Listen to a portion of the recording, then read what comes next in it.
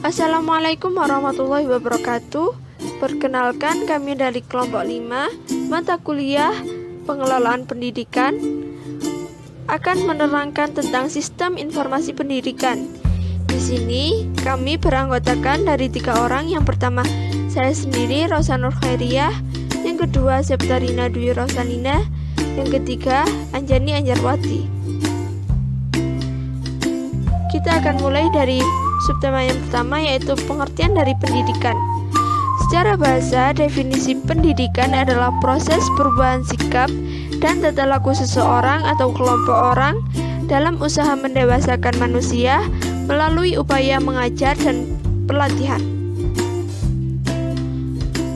Sedangkan menurut Undang-Undang Nomor 20 Tahun 2003, pendidikan adalah usaha sadar dan terencana untuk mewujudkan suasana belajar dan proses pembelajaran agar peserta didik secara aktif mengembangkan potensi dirinya untuk memiliki kekuatan spiritual keagamaan, pengendalian diri, kepribadian, kecerdasan, akhlak mulia, serta keterampilan yang diperlukan dirinya, masyarakat, bangsa, serta negara. Yang selanjutnya adalah pengertian sistem informasi pendidikan. Sistem informasi adalah perangkat lunak yang membantu mengatur dan menganalisis data. Banyak organisasi, termasuk organisasi di bidang pendidikan, bekerja dengan data dalam jumlah besar. Data adalah nilai-nilai atau fakta dasar dan diatur dalam database. Kebanyakan orang beranggapan bahwa data sama dengan informasi sebagai sinonim.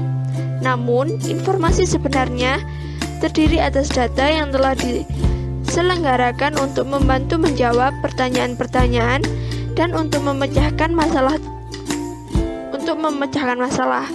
Jadi, tujuan dari suatu sistem informasi adalah untuk mengubah data yang mentah menjadi informasi yang berguna, yang dapat digunakan untuk mengambil keputusan dalam sebuah organisasi pendidikan. Sistem informasi juga dapat didefinisikan sebagai suatu sistem dalam suatu organisasi yang merupakan kombinasi antara orang-orang, fasilitas, teknologi, media, dan prosedur-prosedur. Yang ketiga adalah pengertian dari manajemen informasi. Manajemen informasi adalah terminologi umum yang mencakup semua sistem dan proses dalam suatu organisasi untuk penciptaan dan penggunaan informasi perusahaan. Sistem informasi manajemen pendidikan juga berarti sebuah metode untuk manajemen formal dalam penyediaan informasi pendidikan yang akurat dan tepat waktu, sehingga proses pengambilan keputusan, perencanaan, pengembangan proyek, dan fungsi-fungsi manajemen pendidikan lainnya dapat dilaksanakan secara efektif. Dalam pengertian lain, sistem informasi manajemen pendidikan adalah sekelompok informasi dan dokumentasi yang terorganisasi dalam pelaksanaan pengumpulan, penyimpanan, pengolahan, analisis, dan penyebaran informasi yang digunakan untuk manajemen dan perencanaan pendidikan. Dengan demikian, dapat disimpulkan bahwa manajemen informasi pendidikan merupakan sebuah sistem yang menyediakan informasi untuk mendukung operasi, manajemen, dan perencanaan pendidikan. Ketersediaan informasi pada sistem informasi manajemen pendidikan melalui proses pengumpulan, penyimpanan, dan analisis data. Sistem informasi dalam pendidikan memiliki banyak peran penting.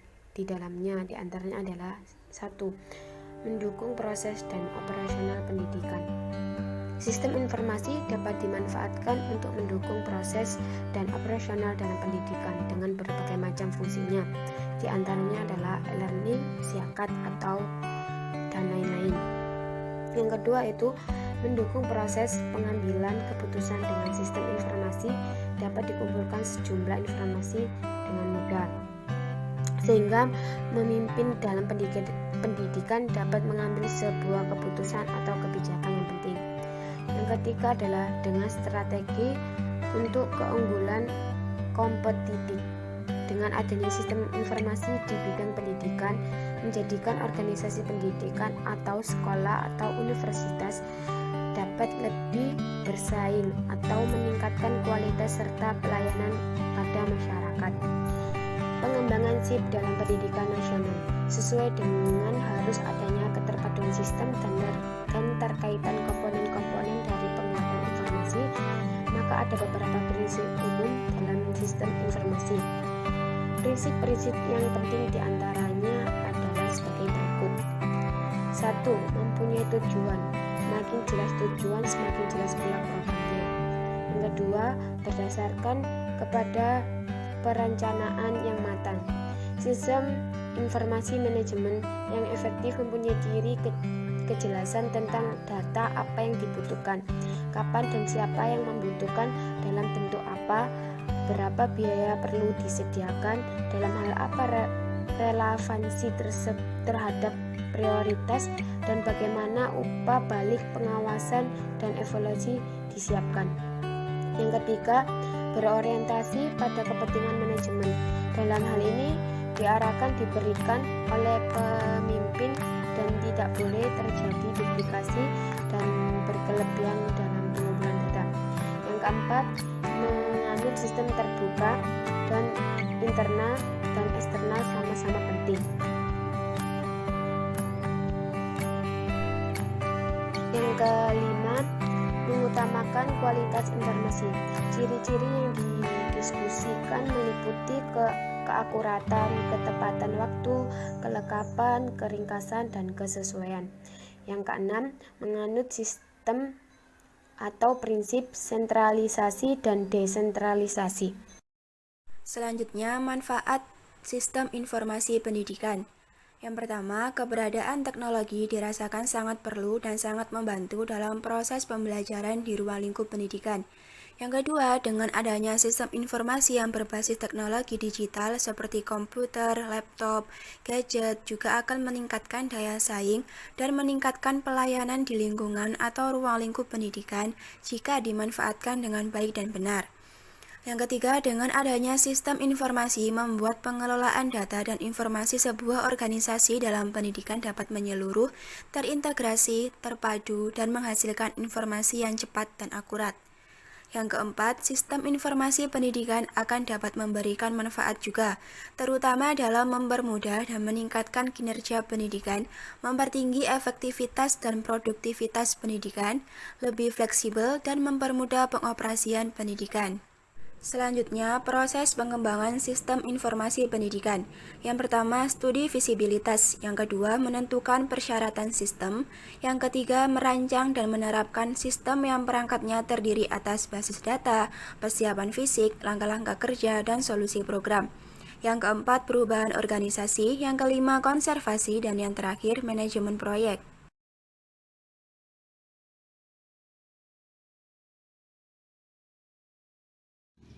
Sekian presentasi dari kami, kurang lebihnya mohon maaf. Wassalamualaikum warahmatullahi wabarakatuh.